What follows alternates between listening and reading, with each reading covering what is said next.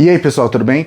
Nesse vídeo eu queria falar com vocês sobre um tema que eu já falo bastante no Instagram, muita gente me conhece por causa desse tema inclusive, que é a catolicidade reformada especificamente. O que é isso? É possível você ser um protestante, um reformado e católico? E sim, é possível, é de fato algo que é comum à nossa fé e não uma novidade surgida há poucos anos. Quando nós vamos ver no início da Reforma Protestante, especificamente com os primeiros reformadores, eles já se referiam à igreja dita protestante como igreja católica, ou seja, que permanece num rastro histórico já desde da igreja primitiva, os padres da igreja patrística, até aquela época e até os dias de hoje. Não é, portanto, um rompimento com a tradição, mas um restabelecimento na tradição. A Reforma Protestante parte do pressuposto que existiam sim erros que precisavam ser corrigidos, e não corrigidos demolindo paredes. Mas se falamos de reforma, pressupomos uma forma anterior. É a reforma, é voltar à forma antiga, é reestruturar aquilo que já existia. Nesse livro do Kevin Van Hooser, Autoridade Bíblica Pós-Reforma, ele diz algo que eu gosto bastante, já falei um pouco sobre isso, que eu queria ler aqui para vocês rapidamente. O tipo de protestantismo que deve continuar a existir não é o que encoraja a autonomia individual ou o orgulho coletivo, mas o que encoraja os membros da igreja a se unirem firmemente ao evangelho e uns aos outros. O único protestante bom é o protestante católico, aquele que aprende com a igreja toda e produz frutos para ela, aquele que aprende da igreja toda e produz frutos para a igreja toda.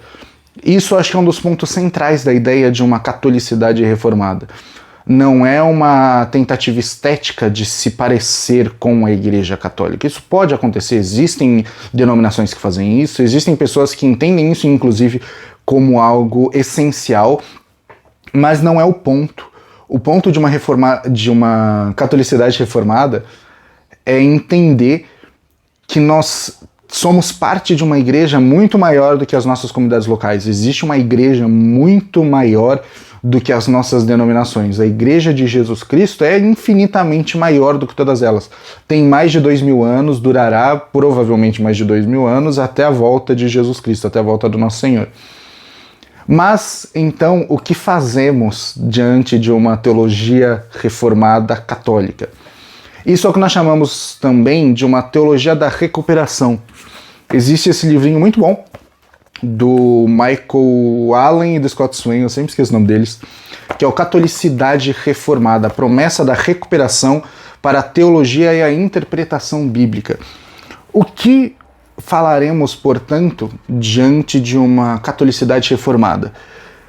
Que, principalmente as escrituras enquanto reformados, nós compreendemos que elas são a autoridade máxima da vida da igreja, embora não a única autoridade. Nós compreendemos que, em última instância, quem define, quem dá a última palavra é o próprio Deus na sua palavra revelada, na Bíblia. Mas existem autoridades que são menores do que a Bíblia. Essas autoridades nós entendemos como auxiliares para a leitura, interpretação e aplicação daquilo que nós vemos na Bíblia. Uma delas é a tradição, especificamente a patrística, os pais da igreja, aqueles que vieram logo no início da igreja e que nos fornecem um modo de interpretar a Bíblia, um modo de ler a Bíblia que podemos confiar por causa das concordâncias, das muitas concordâncias que existem desde o início da igreja até hoje, que são confiáveis. Existe sim discordância entre os pais da igreja, óbvio que existe, sempre existiu durante toda a igreja. Porém, existem também tipos de interpretações, formas de abordagem das escrituras que permitem com que nós possamos descansar em alguns assuntos, com que nós possamos nos tranquilizar, sabendo que se a igreja sempre interpretou assim, então nós podemos continuar interpretando assim. Porque é curioso, quando nós olhamos na história da igreja, nós percebemos que bem no inicinho, quando as primeiras heresias começavam a surgir, elas muito rapidamente, para a época, eram respondidas. Elas tinham uma resposta dogmática da igreja de forma muito rápida. Elas tinham uma reação muito rápida. Ou seja, Deus intervinha para proteger e sustentar o seu povo, o corpo de Cristo, a igreja, de forma muito imediata. Geralmente nós tínhamos uma demora em trazer uma resposta dogmática por causa dos concílios, que duravam muitos anos, mas esses concílios, essas reuniões, sempre eram rapidamente convocadas, porque nitidamente existia um erro, existia um problema que precisava ser suprido, que precisava parar, que precisava acabar. E se em mais de 2000 anos existem alguns pontos que nos dividem, mas que não são tão enfaticamente combatidos, se nós percebemos que não há de fato uma ação divina para intervir, então será que é de fato um erro tão grande assim? Será que é algo que deveria nos separar de forma tão intensa? Um dos pontos, por exemplo, que geralmente as pessoas sempre trazem à tona são as interpretações eucarísticas, as interpretações acerca da ceia do Senhor, a Santa Ceia, a Eucaristia. E dizem que na igreja primitiva era um consenso a interpretação do que era o corpo e o sangue de Cristo e como ele se manifestava na ceia do Senhor, na Eucaristia, no sacramento. Mas quando nós vamos ver a história da igreja, nós percebemos que a única consonância, a única afirmação uníssona é de que Jesus Cristo está presente. Ponto. Existem autores que falam claramente sobre comer a carne e beber o sangue de forma literal, muito semelhante com o que a tradição católica romana vai falar. Existem autores que vão falar que isso se dá de forma espiritual, muito semelhante, como, por exemplo, a tradição calvinista vai falar. Existem autores que não dão uma explicação tão clara, como os luteranos e alguns ortodoxos. Nós encontramos interpretações divergentes na história da igreja, mas há um caso específico que é o que eu gostaria de focar para exemplificar exatamente o que eu estou querendo dizer, que Ambrósio de Milão, por exemplo, é um que interpreta a presença real de Jesus Cristo na ceia, na Eucaristia, de forma literal, bastante semelhante aos católicos romanos. Ambrósio de Milão, esse que batizou e por algum tempo discipulou Santo Agostinho, que por sua vez tinha uma interpretação divergente de algo extremamente importante, como a ceia do Senhor. A sua interpretação era pneumática, não igual, mas semelhante ao que os reformados têm hoje em dia. Nós reformados temos hoje em dia. Se fosse um erro crasso, como dizem que é, já seria algo combatido ainda na era apostólica, onde esses erros mais intensos já foram combatidos. Quando nós não vemos esse tipo de discussão, nós percebemos que, de fato, ela não é o ponto central, nesse caso, do sacramento.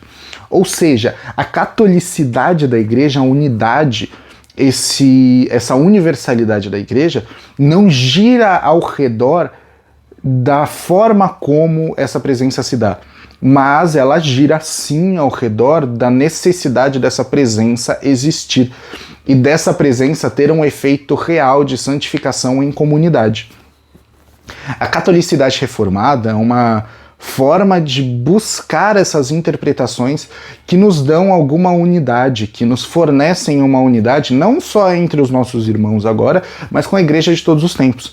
Existem alguns livros que eu queria indicar para vocês, que eu acho que vocês vão se interessar, principalmente se vocês quiserem aprofundar nesses temas. Existem outros livros? Sim, só que a maioria em inglês. Eu procurei aqui, se bem que só um tem em português, então eu tô sendo bem hipócrita. Mas vamos lá. O primeiro, como eu já falei, o Catolicidade Reformada, é o único que está em português, inclusive, infelizmente. Esse livro é muito bom e, principalmente no prefácio, ele já te dá, se você quiser pesquisar, indicação e já te dá direcionamento para outros movimentos de recuperação. A catolicidade reformada, o catolicismo reformacional, como Peter Leithart chama, não é o único movimento de recuperação, não é o único movimento de catolicidade. Existem outros em outras tradições, como por exemplo até mesmo no catolicismo romano, a Nouvelle Théologie. Outro livro mais recente é do Gavin Ortlund. A família Ortlund é muito boa, eu não vi nada do que eles escreveram ser ruim até agora. Mas o Gavin Ortlund especificamente tem até um canal no YouTube, eu vou deixar linkado aqui embaixo, vai que um dia a gente faz um collab. Olá, Gavin. Hello, Gavin. Mas... a velhice. O Gavin Ortlund tem um canal no YouTube chamado Truth Unites, onde ele estabelece diversos diálogos católicos nesse sentido. Onde, enquanto um protestante, no caso dele, um batista reformado, olhando para a tradição e se alimentando dela para dar sustância, para dar alimento para a igreja toda, conforme o Kevin Van Hooser fala na citação que eu citei aqui no começo.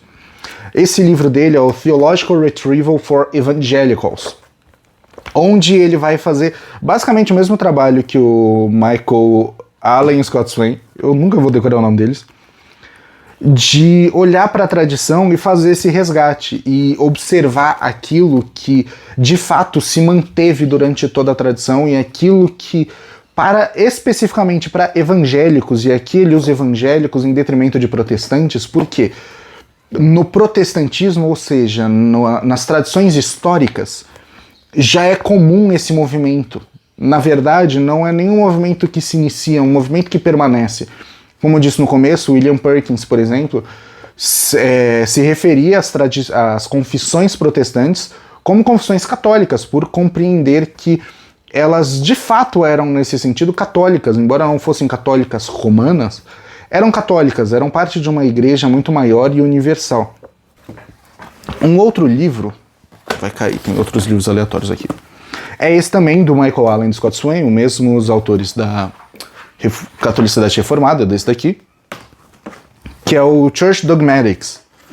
Christian Dogmatics, Church Dogmatics é do Karl Barth. A Reformed Theology for the Catholic Church, for the Church Catholic.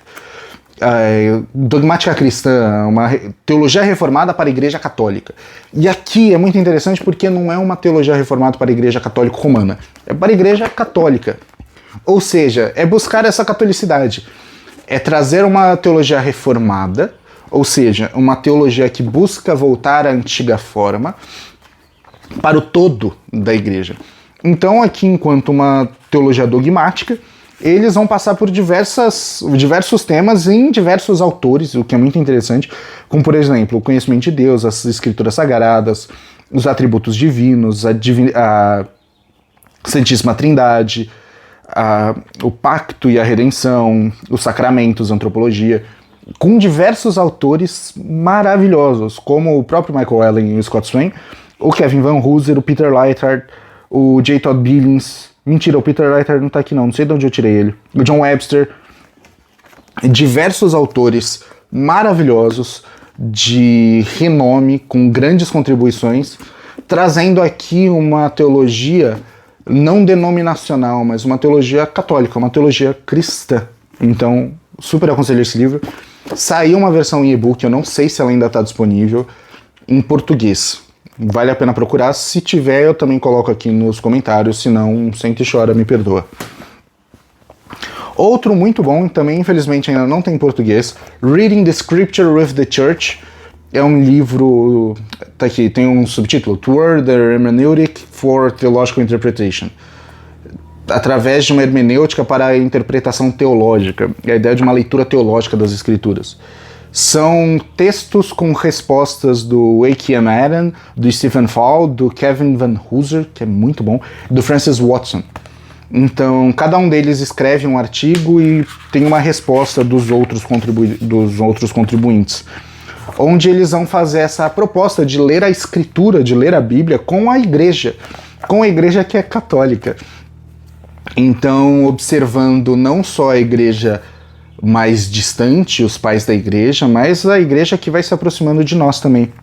Muitas vezes, por um viralatismo teológico, a gente tenta mais buscar um diálogo com a igreja do passado e esquece muitas vezes a igreja do presente.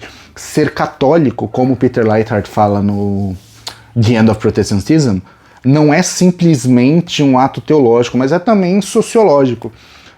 A unidade que você deve buscar enquanto um crente não é só com a igreja que já veio, mas é com a igreja que está, a igreja que existe. Portanto, ler as escrituras com a igreja, ler em unidade com a igreja do passado, do presente e do futuro. É o que o Chesterton fala da democracia dos mortos. Por último, um livro mais aplicado de catolicidade, e mais específico com o catolicismo romano, mas também igualmente bom, é esse daqui, The Theology of Benedict XVI, a teologia do Bento XVI, a Protestant Appreciation, a apreciação protestante da teologia do Bento XVI. É um livro ótimo, organizado pelo Tim Perry, que também possui vários artigos de autores de renome protestante, a maioria reformados, falando do antepenúltimo Papa, o Bento XVI, o Joseph Ratzinger.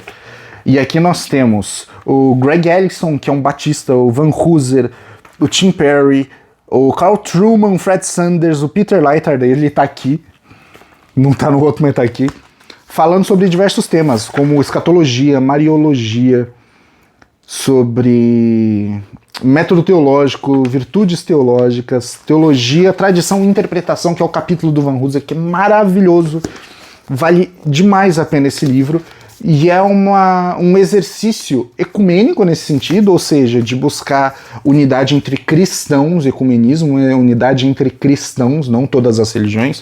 Com todas as religiões é diálogo interreligioso, ecumenismo é nosso, é cristão. Mas, além de um diálogo ecumênico nesse sentido, é também uma tentativa de estabelecimento de catolicidade, de mostrar que existem diferenças, óbvio que existem, ele era um papa, mas existem confluências também, existem concordâncias e muito profundas. O Bento XVI, o Joseph Ratzinger, embora fosse um católico conservador e tradicional, conservador eu digo aqui não no sentido político, não me interessa o sentido político agora, mas no sentido teológico, de fato, ele era um católico fiel à doutrina católica, mas por isso, justamente por ser fiel à doutrina católica, era possível estabelecer diversos diálogos. Como ele levantava bem os muros, ou seja, ele levantava e estabelecia bem as suas proposições teológicas e dogmáticas, era possível, portanto, identificar onde existiam caminhos de confluência, onde existiam possibilidades de ponte. E esse livro é preciosíssimo por causa disso. Bom, catolicidade reformada, no final das contas, é a tentativa de estabelecimento de ponte, diálogo e unidade com a igreja de todos os tempos, reconhecendo que todos aqueles que professam os credos cristãos, especificamente o credo apostólico, o credo niceno-constantinopolitano e o credo atanasiano, os cânones de Calcedônia também, são nossos irmãos em Cristo. Aqueles que professam a fé basilar do cristianismo são nossos irmãos, ainda que possuam dificuldades teológicas sérias, como no caso do catolicismo romano, como é o caso de algumas igrejas ortodoxas. Eles são nossos irmãos com problemas, assim como nós somos irmãos com problemas para alguns deles. Para outros nem irmãos somos, mas papo para outro vídeo, como eu sempre falo. Pessoal, espero que vocês tenham gostado. Se vocês gostaram desse vídeo, comentem aqui embaixo, curtam, compartilhem, se inscreva no canal se você não é inscrito e envie esse vídeo para os seus amigos para que nós possamos continuar conversando sobre isso. Se você quiser mais vídeos sobre esse assunto, fala aqui nos comentários do YouTube e me segue lá no Instagram também, Maurício e Afins. É isso e até a próxima.